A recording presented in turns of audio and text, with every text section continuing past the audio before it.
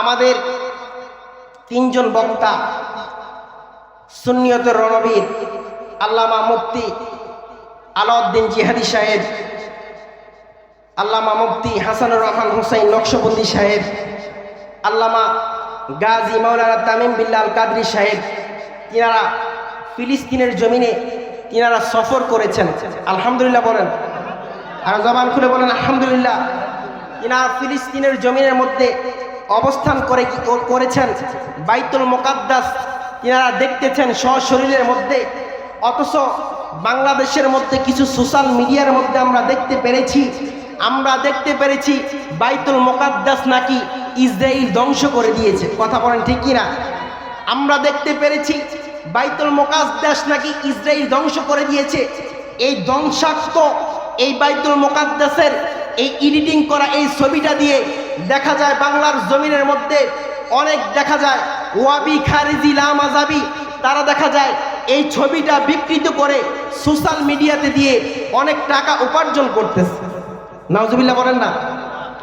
তারা অনেক টাকা উপার্জন করতেছে। কিন্তু আল্লামা আলাউদ্দিন জিহাদি, আল্লামা মুফতি হাসানুর রহমান হুসাইন নকশবন্দি যারা সেই বাইতুল মুকাদ্দাস গিয়ে দেখিয়ে দিলেন বাইতুল মুকাদ্দাসের মধ্যে বিন্দু পরিমাণ একটু ক্ষতি হয় নাই। এখনো সশরীরে বাইতুল মুকাদ্দাস এখনো পর্যন্ত সুন্দর অবস্থানে আছে। আল্লাহু আকবার বলেন।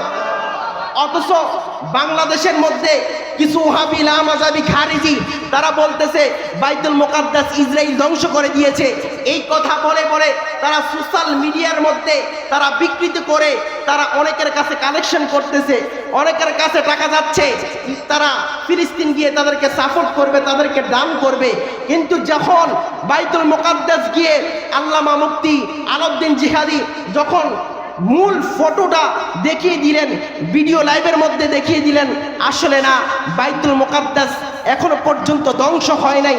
তখনই দেখা যায় সোশ্যাল মিডিয়ার মধ্যে আমরা দেখতে পাই আল্লামা আলাউদ্দিন জিহাদিকে নিয়ে সোশ্যাল মিডিয়ার মধ্যে অনেক গুস্তাকে রাসূলরা বিভিন্ন কথা লিখতেছে। কথা বলেন ঠিক কিনা? আর জবান খুলে বলেন ঠিক কিনা?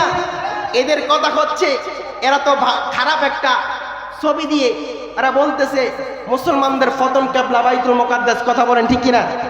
আর জবান খুলে বলেন ঠিক কিনা? এরা বলতেছে বাইতুল মুকাদ্দাস ধ্বংস হয়ে গেছে, বাইতুল মুকাদ্দাস ফিলিস্তিন এই ইসরাইল ধ্বংস করে দিয়েছে। এটা বলে বলে মানুষের কাছ থেকে কালেকশন করতেছে, টাকা তুলতেছে।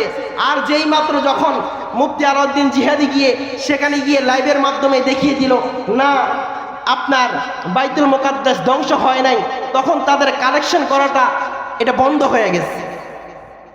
তাদের ইনকামের যে রাস্তাটা সেটা কি হয়ে গেছে? বন্ধ হয়ে গেছে।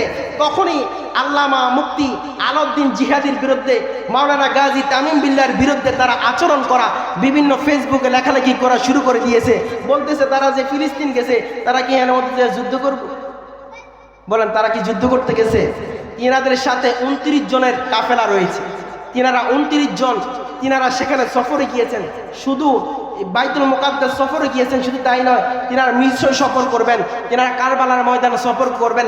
সেটার প্রসেসিংটা করার মাধ্যম আমিও সেখানে উপস্থিত ছিলাম নারায়ণগঞ্জে। আলহামদুলিল্লাহ বলেন। অথচ সোশ্যাল মিডিয়ার মধ্যে বলতেছে এরা বিভিন্ন খারাপ কথাবার্তা বলতেছে। নাউজুবিল্লাহ বলেন না? আল্লাহ এদেরকে হেদায়েত দান করুক, আমিন বলেন।